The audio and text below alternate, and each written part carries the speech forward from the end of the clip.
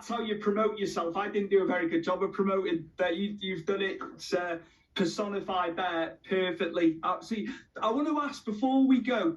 Sure, Jerry, I got plenty of time. Jerry Springer, being on Jerry Springer, because I've seen a clip, and like when you sent some information over, I was like, yeah, it triggered me. Yeah, he was on Springer. And like Springer had a following worldwide. We used to get, I'm trying to think which channel covered it. Ricky Lake as well, which is discussed. That used to be on the old Channel 4. The Montel Williams show, they were all on. We used to get them all.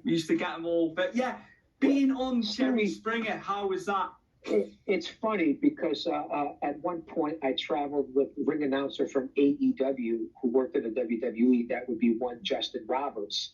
And I'm even mentioned in his book, WWE Best Seat in the House. That's by Justin Roberts. And if you go to chapter 4 or 5, you'll see that I got Justin Roberts, the Iron Sheik, Anthony from the Pitbull, Sweet Destiny from WCW, a couple of adult film movie stars.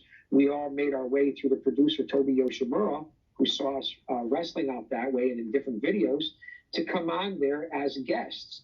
So, and I'm going to be honest, Springer's been on forever. You know, he gave us different storylines, and I was on there to be Big Daddy to promote the clothing line. And, you know, we had to sign an agreement and got to hang out at the Crow Bar in Chicago and the House of Blues, and got to go hang out with the Sheik in the dressing room. And boy, those are stories that maybe for another time with the Iron Sheik.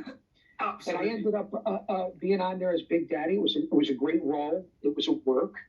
And it was to promote myself and my character as the Iron Sheik and the Pitbulls from ECW fame and so on and so forth. They treated us great.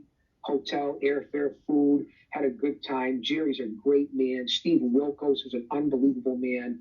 It was a wild scene. This is the early 2000s, right when Springer was in its heyday from the late 90s to the mid 2000s when it was absolutely crazy. We had a little rumble, me and Steve from Jerry Springer, me and Steve Wilkos, chasing the guy I knew. He was wearing underwear all the way into the streets of Chicago.